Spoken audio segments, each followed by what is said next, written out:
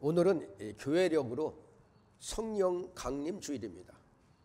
우리는 오순절이라고 하면은 성령 강림의 역사를 떠올릴 겁니다. 그러나 오순절은 원래 유월절 기간 첫 안식일 다음 날로부터 7주 후에 지키는 이 절기입니다. 즉 이 절기는 유월절 후 50일 만에 지키게 되었습니다. 50이기 때문에 오순절이라고 이렇게 부릅니다. 신약에서 오순절은 구약에서 칠칠절 혹은 맥추절이라고도 불립니다. 맥추절은 유월절 초막절과 더불어 유대인의 3대 절기 중에 하나인 것입니다. 출애굽기 23장 16절에 맥추절을 지키라고 말씀합니다. 그러므로 오순절은 절기로 본다면 첫 곡식을 거두어 드리는 절기입니다. 하나님께서 독생자 예수 그리스도를 이 땅에 보내셔서 희생시키시고 수고하여 얻은 성도들에게 성령을 부어 주심으로 구속의 첫 열매를 거두신 겁니다. 이에 대해서 야고보서 1장 18절에 이렇게 말씀하고 계십니다. 그가 그 피조물 중에 우리로 한 첫 열매가 되게 하시려고 자기의 뜻을 따라 진리의 말씀으로 우리를 낳으셨느니라. 구약의 칠칠절 혹은 맥추절은 40년 광야 생활 동안 만나와 메추라기로 연명하던 이스라엘 백성들이 가나안 땅에 들어가서 첫 곡식을 수확함에 대해 감사하는 의미가 있습니다. 그런데 이러한 오순절에 성령 강림이 이루어졌다는 것은 세상에 죽어가는 영혼들에게 복음을 전해 그들을 사망의 권세에서 건져낼 능력으로서의 성령이 영혼의 양식으로 부어진 것을 상징적으로 보여준다고 할 수 있는 것입니다. 유월절이 이스라엘 민족이 애굽으로부터 자유를 얻은 것을 기념하는 절기였다면 오순절은 그들이 하나님이 약속하신 가나안 땅에 들어가게 된 것을 기념하는 절기라는 데 의의가 있습니다. 즉 광야 생활을 청산하고 하나님께서 주신 약속의 땅에서 하나님의 백성으로서의 새로운 시작을 기념하는 의미를 지니는 것입니다. 오순절의 이런 구약적 의의는 신약시대의 새로운 하나님 나라의 본격적인 시작이라 할 수 있는 초대교회의 태동으로 이어진 것입니다. 유월절 어린 양의 실체이신 예수님은 유월절 저녁에 붙잡혀 돌아가신 후 부활하시고 부활하신 후 40일 동안 지상에 계신 후 하늘로 승천하셨습니다. 승천하시면서 보혜사 성령을 약속하셨습니다. 사도와 함께 모이사 그들에게 분부하여 이르시되 예루살렘을 떠나지 말고 내게서 들은 바 아버지께서 약속하신 것을 기다리라. 요한은 물로 세례를 베풀었으나 너희는 몇 날이 못되어 성령으로 세례를 받으리라. 이 약속을 믿고 마가의 다락방에 모여있던 120명에게 성령이 임했던 것입니다. 예수님이 승천하신 후 10일 만에 성령이 마치 불의 혀처럼 갈라지는 것들이 그들에게 모여 각 사람 위에 하나씩 임했던 것입니다. 오순절 성령 강림은 구약의 요엘 선지자를 통해서 예언된 것입니다. 또 예수님이 요한복음 14장, 15장, 16장에서도 제자들에게 보혜사 성령을 약속하신 것을 이루신 것입니다. 성령께서 약속대로 오셨습니다. 그럼 오셔서 가만히 계셨냐? 아닙니다. 그들을 성령의 사람으로 만드셨습니다. 그럼 성령의 사람은 어떤 사람입니까? 첫째, 예수 그리스도 이름으로 회개하고 죄 씻음을 받은 사람들입니다. 사람은 누구나 죄를 짓습니다. 죄 없는 사람이 없습니다. 그러나 죄를 깨닫고 해결을 할 수 있는 것은 바로 성령이 함께 하시기 때문입니다. 죄가 우리 마음속에 들어오면서부터 우리의 마음은 부패하기 시작합니다. 마태복음 15장 19절에서 20절에 이렇게 말씀합니다. 마음에서 나오는 모든 악한 생각과 살인과 간음과 음란과 도둑질과 거짓 증언과 비방이니 이런 것들이 사람을 더럽게 하는 것이요 씻지 않은 손으로 먹는 것은 사람을 더럽게 하지 못하느니라. 우리의 생활이 썩으면 방탕하게 되고 무질서한 삶으로 빠져지고 이기적인 삶으로 살아가게 됩니다. 이런 마음과 육체로부터 오는 우리 삶 속의 더러운 것들은 물리적인 물이나 불로 깨끗하게 만들 수가 없습니다. 오직 성령의 역사로만이 깨끗하게 거룩하게 할 수 있는 것입니다. 노아의 홍수 시대에 많은 사람들이 먹고 마시고 쾌락적인 삶, 황금 만능주의적인 삶을 살았습니다. 이 같은 죄악의 삶을 보시고 하나님께서는 그들을 홍수, 즉 물로 쓸어 심판하셨습니다. 그러나 물리적인 물이 그들의 죄가 없어지도록 하지 못했던 것입니다. 소돔성의 죄악의 구렁텅이에서 빠져나오지 못하자 하나님께서는 불과 유황으로 쏟으셔서 소돔성 사람들을 불로 심판하셨습니다. 그러나 이 물리적인 불 역시 인간의 가슴 속에 있는 죄를 완전히 태워버리지 못했습니다. 하나님께서는 물과 불로 씻거나 태울 수 없는 죄의 문제를 해결하기 위해서 독생자 예수 그리스도를 이 세상에 보내신 것입니다. 죄값은 사망이요 피 흘림이 없이는 죄사함이 없느니라고 하신 것처럼 예수님께서 인류의 죄를 친히 담당하셨습니다. 인류를 대신해 심판도 받으시고 버림도 받으시고 저주도 받으시고 죽임도 당하셨습니다. 흠없는 주님의 피로 우리의 죄를 구속해 주셨습니다. 그리고 하나님 보좌 우편에 앉으심으로 인류가 하나님께로 나아갈 수 있는 다리를 놓아 주셨습니다. 그래서 내가 곧 길이요 진리요 생명이니 나로 말미암지 않고는 아버지께로 올 자가 없느니라고 하신 것입니다. 죄인이 의인이 되고 마귀의 자식이 하나님의 자녀가 될 수 있는 길을 열어놓으신 것입니다. 그러므로 성령을 받은 성령의 사람만이 구속의 은총을 깨닫고 회개하여 거룩한 삶을 살 수 있는 것입니다.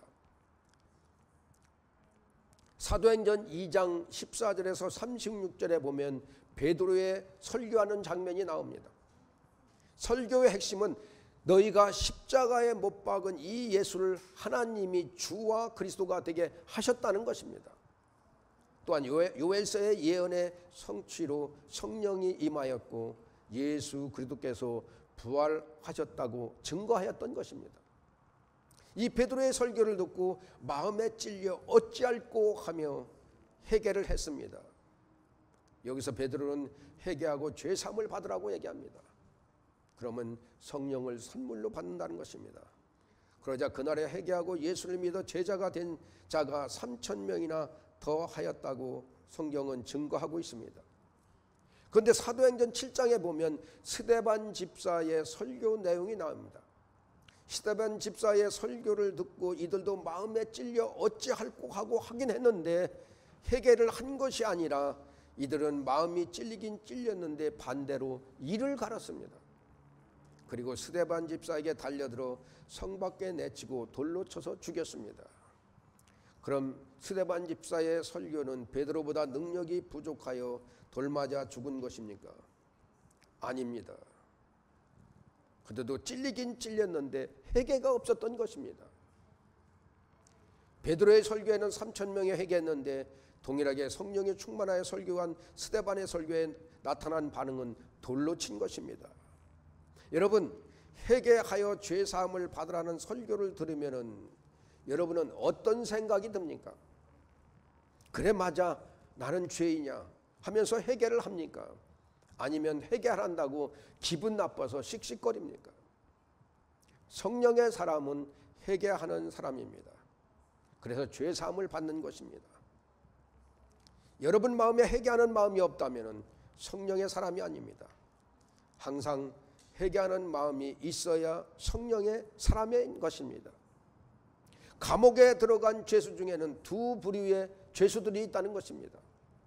한 부류는 자기의 죄를 회개하고 다시는 죄를 짓지 말아야지 하는 사람이 있는 반면, 다른 한 부류는 일을 간다는 거예요.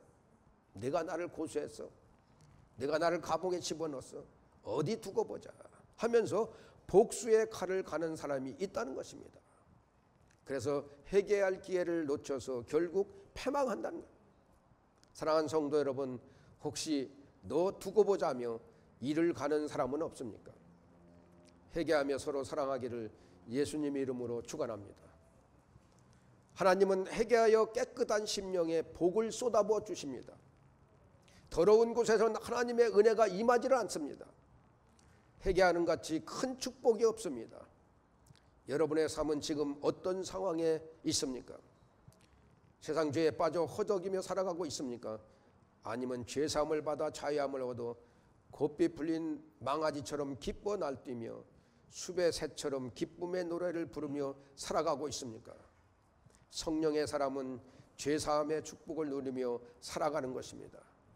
죄사함같이 기쁘고 고마운 것은 없는 것입니다. 죄의 죽음에서, 죄의 족쇄에서 해방된 것 같이 기쁘고 좋은 것은 없는 것입니다. 어떤 죄든지 회개함으로 죄사함을 받는 저와 여러분 되시기를 예수님 이름으로 축원합니다. 성령의 사람만이 회개할 수 있는 것입니다. 둘째는 성령의 사람은 복음을 담대하게 전하는 사람입니다. 예수님의 제자들은 예수님에 대하여 증거할 엄두를 대지 못했습니다. 예수님이 체포를 당하시고 당하시는 고난을 보고 십자가에 달려 돌아가시는 걸 보고 두려웠습니다. 몸을 숨겼습니다. 심지어 베드로는 죽음이 두려워 주님을 3번이나 부인했습니다.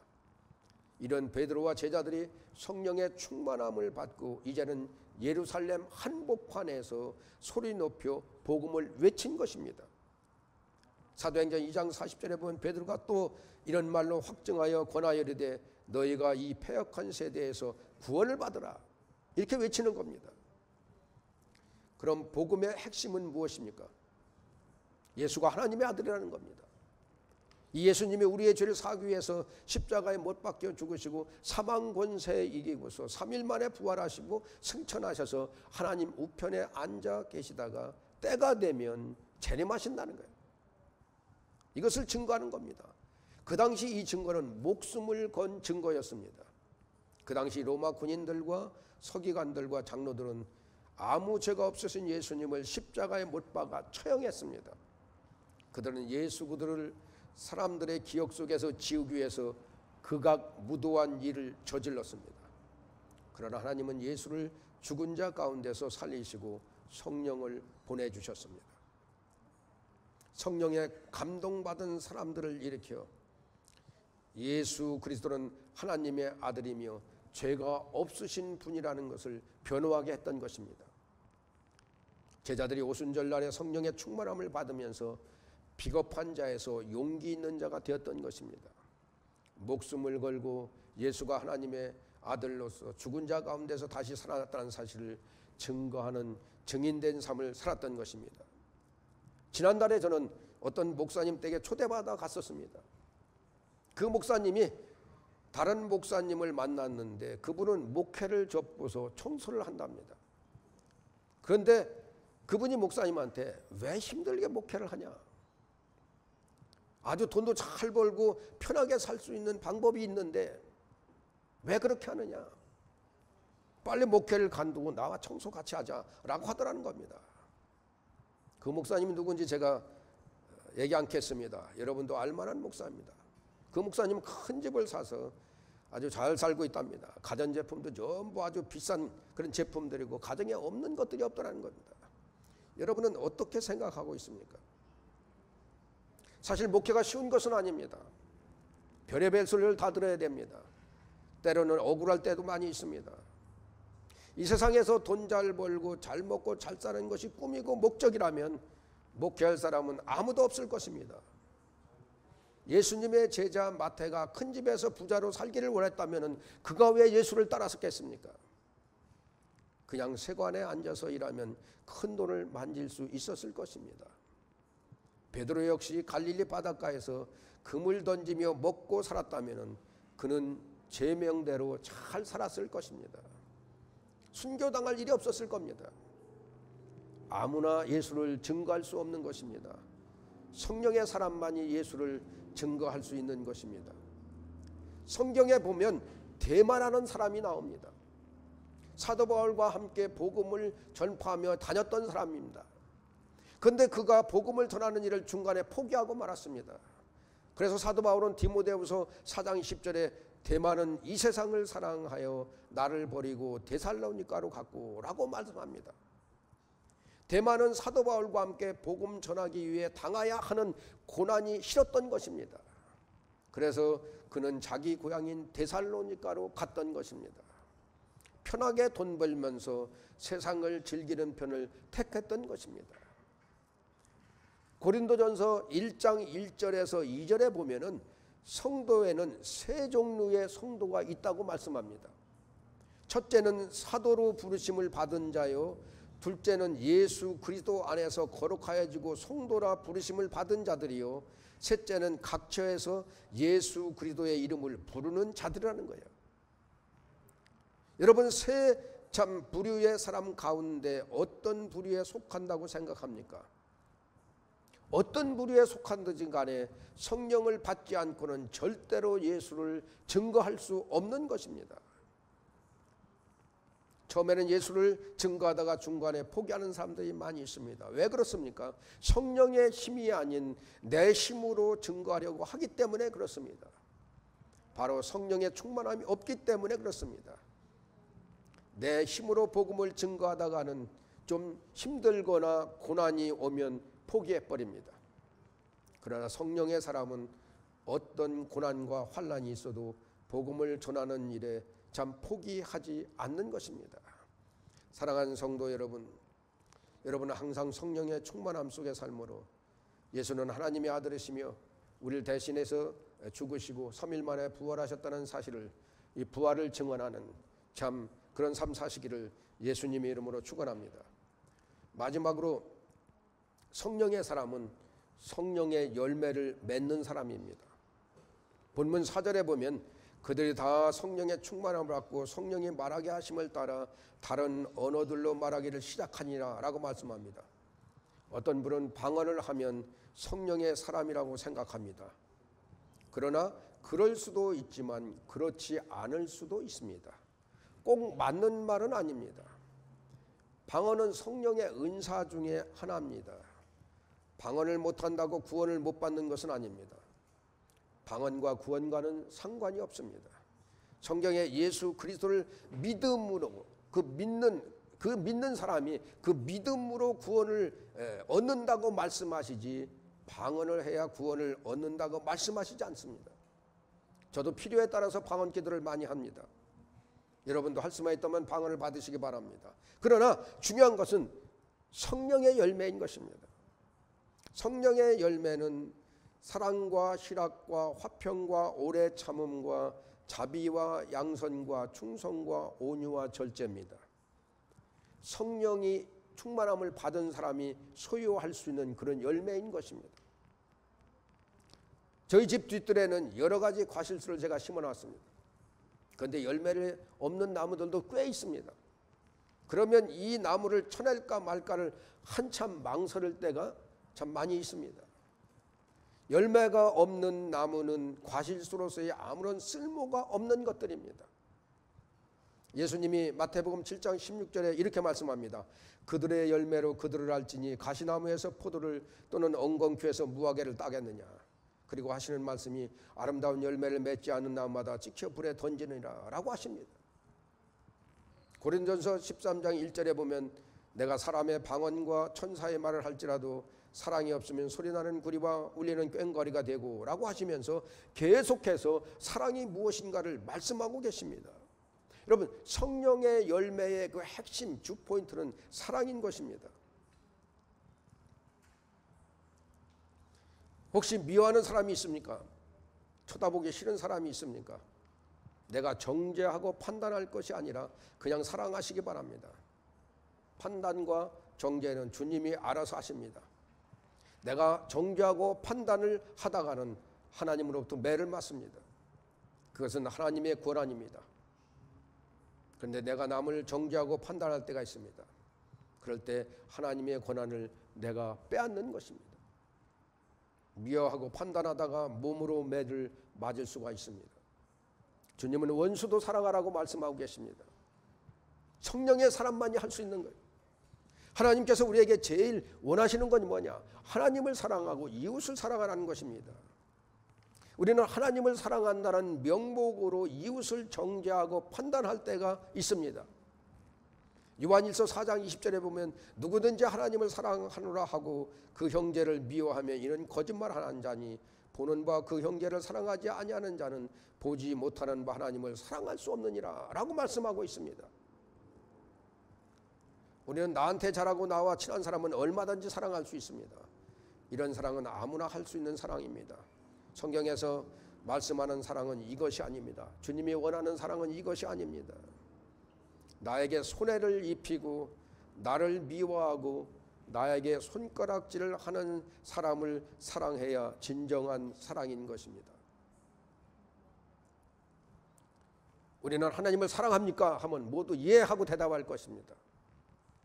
우리는 하나님을 사랑해 주라고 부릅니다. 또한 하나님은 사랑이시라고 말합니다. 이것은 하나님이 사랑을 하라고 말씀을 하셨기 때문이 아니라 사랑을 직접 실천하셨기 때문입니다. 하나님은 죄인인 나를 사랑하셔서 나를 죄에서 구원하시기 위해 독생자를 내어주셨습니다. 성경은 이에 대해 이렇게 전하고 있습니다. 하나님이 세상을 이처럼 사랑하사 독생자를 주셨으니 이는 그를 믿는 자마다 멸망하지 않고 영생을 얻게 하려 하심이라. 로마서 5장 8절에 이렇게 또 말씀합니다. 우리가 아직 죄인 되었을 때에 그리스도께서 우리를 위하여 죽으심으로 하나님께서 우리에 대한 자기의 사랑을 확증하셨느니라. 사랑하는 성도 여러분, 어떻습니까?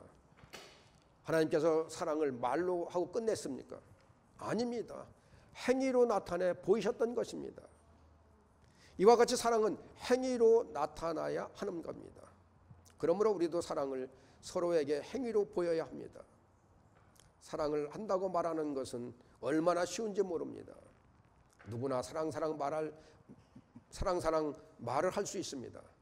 그러나 나하고 이해관계가 있는 사람을 말이 아닌 행동으로 사랑한다는 것은 결코 쉬운 것이 아닙니다. 인간의 힘으로는 할 수 없는 것입니다. 박사가 아니라 박박사라도 할 수 없는 것입니다. 그러나 성령의 사람은 할 수 있는 것입니다. 왜? 성령은 사랑을 행위로 우리에게 나타내 보이신 하나님의 영, 예수 그리스도의 영이기 때문에 그렇습니다. 사랑을 실천함으로 하나님께 칭찬받는 저와 여러분 되시기를 예수님 이름으로 축원합니다. 말씀을 마칩니다. 지금은 성령의 시대입니다. 오순절에 성령이 120명에게 강하게 임했던 것처럼 오늘 여러분에게도 강하게 성령이 임하기를 예수님의 이름으로 축원합니다. 성령이 충만하게 임하기를 소원합니다. 그러므로 성령의 사람이 되어서 어떤 죄든지 회개할 때마다 사함을 받고 항상 그리스도의 증인으로서 이웃에게 담대히 복음을 전하며 하나님의 사랑을 실천하며 사는 저와 여러분 되시기를 예수님의 이름으로 축원합니다. 우리 가슴